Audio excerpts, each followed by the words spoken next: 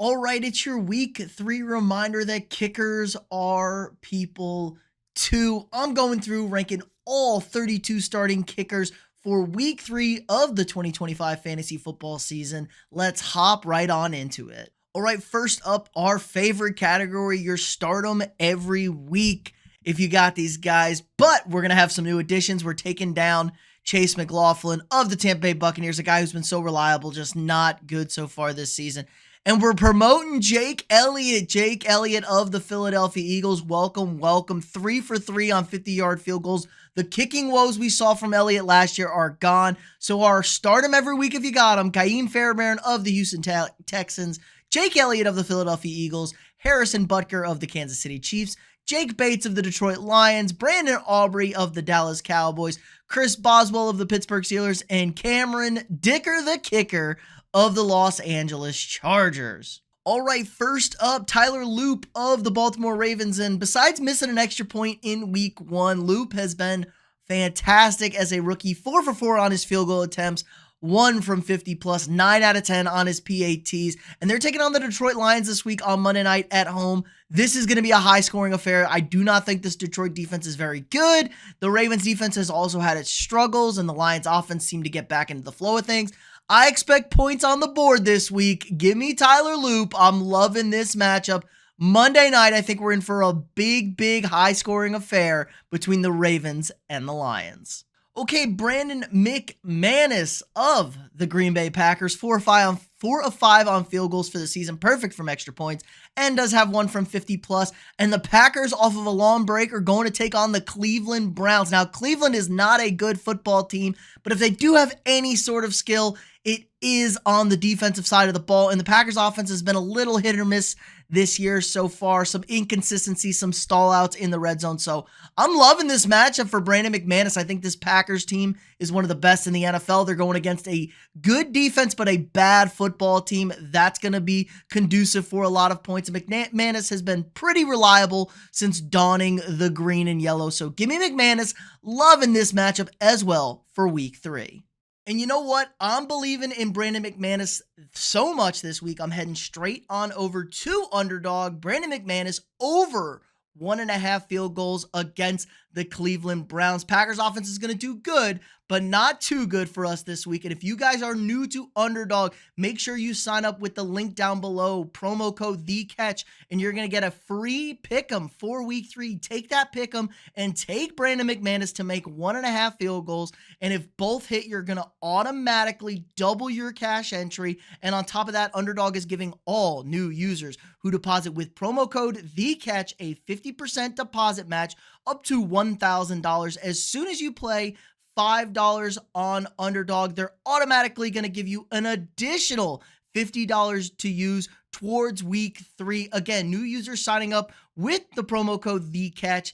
Let's bring home that dub in week 3. Okay, Cam Little of the Jacksonville Jaguars, the man who took the preseason by storm. Little's been super reliable for us this year as a kicker. I mean, honestly, hasn't really done too much to get us upset. 6 of 6 from field goals, perfect for his extra points. So, but no 50-yarders yet. This Jaguars offense is doing a good job getting close enough to the red zone, but then being awful in the red zone. Now they're taking on a Texans defense off of a short week, but this Texans defense is one of the best in the league. You saw Tampa Bay really not get much going in this game.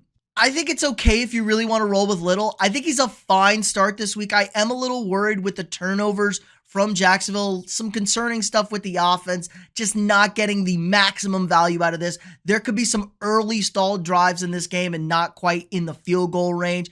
But if the Jaguars do tend to move the ball and they can get into that, 35 to 40 range and let Little kick some 50 plus, he's got the leg to do it. And they're going to have to score some points this week because their defense has been kind of even though the Texans offense has not been good this season. So I think Little's a fine start, but there is some positive upside if you want to go ahead and take that risk. Okay, Will the Thrill Reichard. I think this is a very good start this week. I'm going to put him in the fine start. There is some risk there. He is perfect on the season 4-4, 2 from 50 plus, but in steps Carson Wentz at quarterback, and we just aren't 100% sure what he's going to look like. Now, the offense has been pretty dreadful besides one quarter for this Vikings team. The offensive line is super banged up. They really can't protect the quarterback, but they're playing a Bengals defense that really is, not quite as bad as last year, but still not anything good. I think the offense does move the ball some, but Carson Wentz, kind of a little scary to take the risk in him. But Reichard's super reliable, and the Vikings might end up kicking 4 field goals this week if they can move the ball, get in the red area, and just get stymied because it's Carson Wentz at quarterback. So another guy who's a fine start that could have a low floor, but also some serious upside in week 3. Okay, Chad Ryland of the Arizona Cardinals, 4 of 5 to start the season, 1 from 50 plus and perfect on his extra points as well. They're going to San Francisco to take on the 49ers. Not the best stadium in the world to kick in, and the Cardinals have kind of been unimpressive to me. They are 2-0, but this offense just goes large segments of the game of not moving the football. Now, if they do go in and get in the red area, they tend to score touchdowns and not field goals, which isn't ideal for us. But this 49ers defense has been pretty good so far this year. They're going to have to lean on them. And Mac Jones at quarterback, I know he was good against the Saints. Are we expecting Mac Jones to be good again? I think it's a fine start. Chad Ryland's kind of your average reliable kicker this year.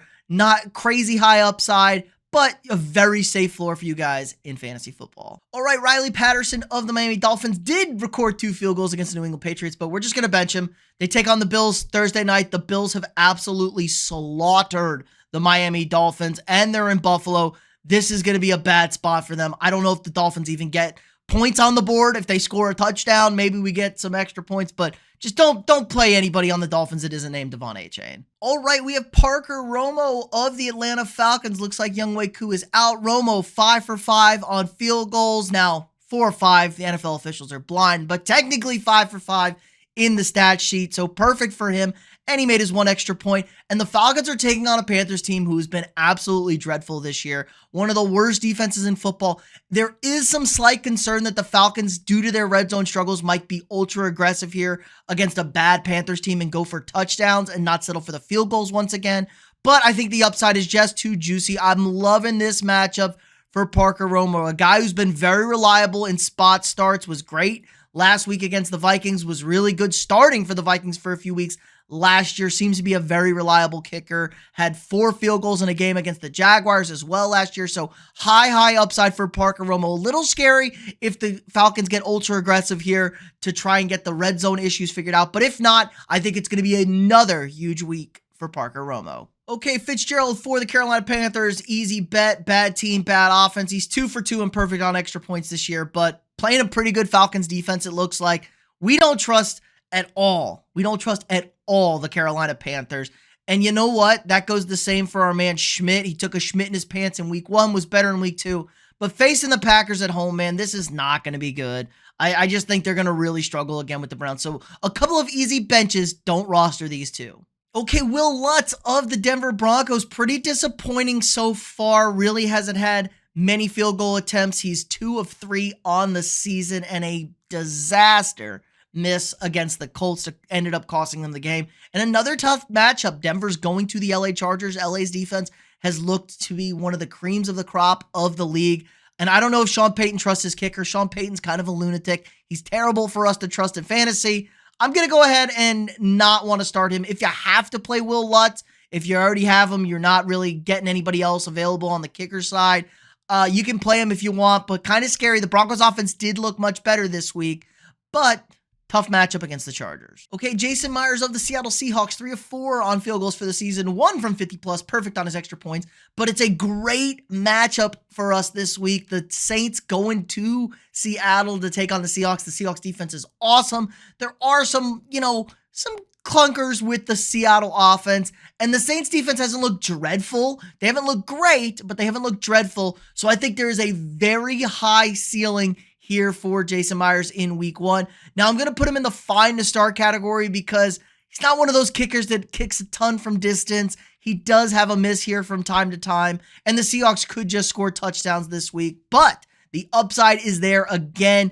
I think that's a running theme for the categories. These are fine start guys this week. Maybe not the high upside risk. Could be some lower floors, but I think Jason Myers has the safest floor of any kicker heading into week 3. Okay, Chase McLaughlin, our guy, demoted from amazing to just, he has not been good this year. 1 of 3 on field goals, 4 or 5 on extra points. The Buccaneers coming off a short week. They are taking on a dreadful Jets team. I'm going to put the McLaughlin in the fine to start category. I don't love it. I want us to prove something here, but the Jets defense is just so bad that I think the Buccaneers are going to be able to score some points. Could have some field goal attempts here. I don't love this play, but he's a guy that's been such high value. If he does get it figured out, this Buccaneers offense looks really good. They score a ton of points. I think McLaughlin is a fine start here in week 3, but I am a little bit concerned. Okay, Evan Money McPherson, 2 for 2 on field goals this season. None from 50 plus. Perfect on the extra points, but now the offense takes over from Jake Browning. Joe Burrow out, Browning in. They're going to take on a Vikings defense who's been really good to start the season so far, but they give up a ton of field goal opportunities. I think McPherson is a fine start. Of the backups, Jake Browning's one of the best backups in the league. We saw him have some success 2 years ago. How long is that going to last? I don't know, but there are some serious dogs on this offense. The Minnesota secondary, not great, and the Vikings offense, a huge question mark as well. So we could have some very favorable field position battles here. McPherson kicking indoors, decent stadium. There was some bad juju kicking against the Vikings, but that seemed to go all away after Parker Romo did what he did on Sunday night. So McPherson, a fine start, but obviously some concerns with what this Bengals offense is going to look like with Jake Browning under center. Okay, Santos of the Chicago Bears, 1 of 2 on field goals, 0 of 1 from 50. Perfect on his extra points. Bears taking on the Cowboys. They're in Chicago. The Cowboys defense is horrendous, but this Bears offense looks bad as well. Nail polish boy ain't getting it done. I'm going to put the Santos in the if you have to category, just because how bad the defense is for the Cowboys, that maybe the Bears get something going. Ben Johnson's a great schemer, but there's a lot of turmoil with this Chicago Bears team. And Santos just kicks line drives, ball hooks a lot. He was great early. Now it feels like he's lost that edge. So if you have to start Santos, I guess you can, because it is a bad defense the Bears are going up against in week 3. All right, Andy Borregales, the rookie. I'm sure I butchered that for the Patriots. 4 or 5 on field goals, 1 for 1 from 50, a big one, but only 2 for 4 on extra points, leaving some points on the board, including probably some negatives in some leagues out there. If you have negatives for missed extra points, they're taking on a terrible Steelers defense, but I'm going to put him in the bench category. I just need to see more consistency from him. I did like what I saw from the Patriots offense last week, but I can't be having a kicker out there that just can't make extra points. Now, maybe the big kick last week, Mike Vrabel, some pep talk in the post locker room speech saying they believe in him, could spur him on for better. But for now, I think it's just worth a bench until we see some more consistency from the PAT spot. Okay, Matt Gay of the Washington Commanders. I'm going to put him in the if you have to category. Gay's been fine this year, but question marks on Jaden Daniels at quarterback. I know the Raiders defense hasn't been great this year, but they haven't been a disaster. They only gave up 20 points with 3 turnovers by their offense to the Chargers, and they looked pretty good in week 1 against the Patriots. So with Marcus Mariota probably starting this week, I just want to avoid this matchup altogether. I'm not sure what this Commanders offense is going to look like. They've struggled to run the football. Raiders coming off a short week, so there is some potential there. This defense gets gashed, but I just want to avoid this matchup overall in week 3. Okay, Spencer Shrader of the Indianapolis Colts, maybe the biggest riser of the season so far. I can't believe how good the Colts offense has looked. They've played a great defense last week, at least the defense we thought was great in Denver. Shrader 9 for 9 on field goals this year. The Colts have scored on every offensive possession so far. They've yet to punt. 10 straight scoring drives to start the season. We know the deal with them. I'm going to put him in the love matchup category. It's not the best matchup, but I think he's going to be great. He's just super, super reliable. Now, he did miss that 60-yarder to lose that football game. His head coach was settling for a 60-yarder. They get bailed out with a very close call on the leverage, but he redeemed himself, made the game winner. Tennessee's defense, hit or miss, really good in week 1. Not so great against the Rams in week 2, but we're just going to ride this Colts offense. If it fails us, it fails us. And until Shrader starts missing kicks, I guess we got to play him every single week. Very soon could be promoted to our elusive start every week category. So loving this matchup this week for Spencer Shrader. All right, Blake Grupe of the New Orleans Saints. I'm just going to go ahead and bench him. The Saints offense hasn't been a disaster, but a tough matchup going to Seattle this week. One of the best defenses in football, and it's not a great stadium to kick in. I just want to avoid this for now. Guy who was great for us last year. I think we're going to have to stick him on the bench until further notice in fantasy football. Okay, Gano of the New York Giants, 5 for 5 on field goals, including 1 from 50 plus. Perfect on his extra points. Giants taking on the Chiefs this weekend in New York. Chiefs 0-2. Could be a tough spot for the Giants. The Chiefs defense isn't great in the secondary, but they're pretty good up front, and they did a decent job against the Philadelphia Eagles. I'm going to put the Gano in the if you have to category because I just don't know what I'm going to get from the Giants offense. Like a horrible week 1, a fantastic week 2. What are we going to see? Just a little too risky for my blood in fantasy football. Okay, Prater of the Buffalo Bills, 6 for 6 on field goals, 1 from 50 plus, perfect on his extra points. And it's a great matchup this week against the Dolphins, but it's too great of a matchup, I think. I think the Bills are going to score touchdowns and not field goals on Thursday night. So I'm going to put Prater in the fine to start category. If you don't want to worry about it, just plug Prater in. The Bills offense is so good. Maybe you get lucky. Maybe the Bills get stopped in the red zone a couple of times, but might be a lot of extra points for us. But hey, 7 extra points, still 7 fantasy points for us. So not the worst week possible here. But I am concerned, the Bills score 5 touchdowns. That's it. They win the game 35-0. And that's all we see. So Prater, a little bit scary, but I just roll with the Bills offense if I don't want to think about it. Okay, Slye of the Tennessee Titans, sneakily one of the best kickers in fantasy football this year. 8 for 8 on field goals, perfect for extra points, and 3 for 3 from 50 plus. And they're taking on a Colts defense who's been pretty good to start the season, but not that good last week against the Broncos. Did give up 4 touchdowns for them. Playing in Tennessee, I do like what I see from Cam Ward. It's not a complete disaster. Just some real tough matchups overall. I'm loving this matchup. I think they're going to keep sending Slye out there, and Slye's going to keep kicking some field goals. So I like the upside here with Slye. I think he could kick 3-4 field goals potentially this week against the Indianapolis Colts at home as Cam Ward and the offense continues to get better and better each week. And red zone's always the last thing that comes for young quarterbacks. So red zone stops, kick the field goal. Not going to be ultra aggressive here with Tennessee. Loving this matchup for Slye. Okay, Karty of the LA Rams, a rematch this week of that NFC divisional round between the Rams and the Eagles. And I'm just going to try and avoid this matchup altogether. If you have to play Karty, you can. But I just don't like this game. I think it's going to be a low-scoring affair. The Rams are going to be aggressive. They're going to try and score touchdowns, I think. And we could be looking at a game that's 21-14, 21-17, and the Rams are scoring 3 touchdowns, and that's your day for Karty. Plus, kicking in the link, another place that's not ideal if you're not kicking there all the time. So I don't love having indoor kickers go to outdoors and vice versa. It just kind of changes things up for you. So Karty, if you have to, going to be a great football game, though, especially on the fantasy side. Okay, Carlson of the Las Vegas Raiders, 5 of 6 field goals on the season, perfect from extra points, 2 of 3 from 50 yards.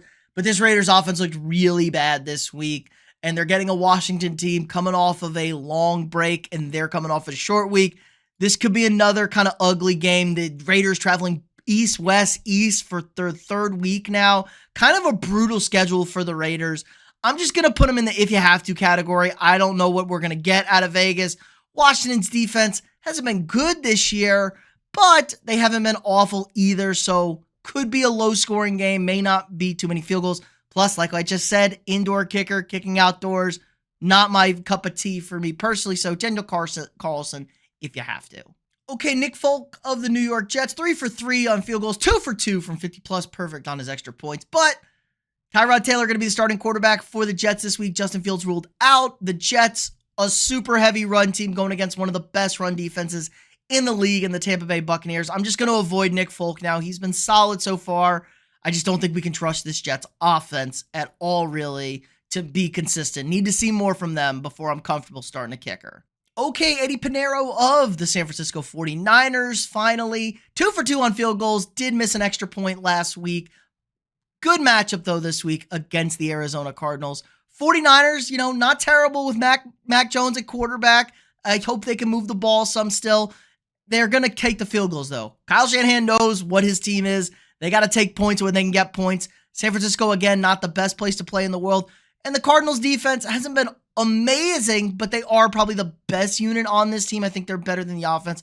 I think Eddie Pineiro is a fine start here. Move the ball a little bit. Christian McCaffrey, get into field goal range, possibly high attempts to kick some field goals out there. So I'm going to put Pineiro in the fine to start category for week 3. All right, and that's going to do it for us today, ranking all 32 kickers for week 3 of the fantasy season. Let me know down in the comments below any of your kicker questions. I'm happy to help. Check out all our other videos, daily fantasy content, all the stuff you could possibly need. Your must-starts for running back, wide receiver, quarterbacks, tight ends, defenses. We got it all here. So hit that like button, subscribe to the channel if you're not already. Check out the links down below. Again, like, subscribe, and share, and I'll see y'all tomorrow.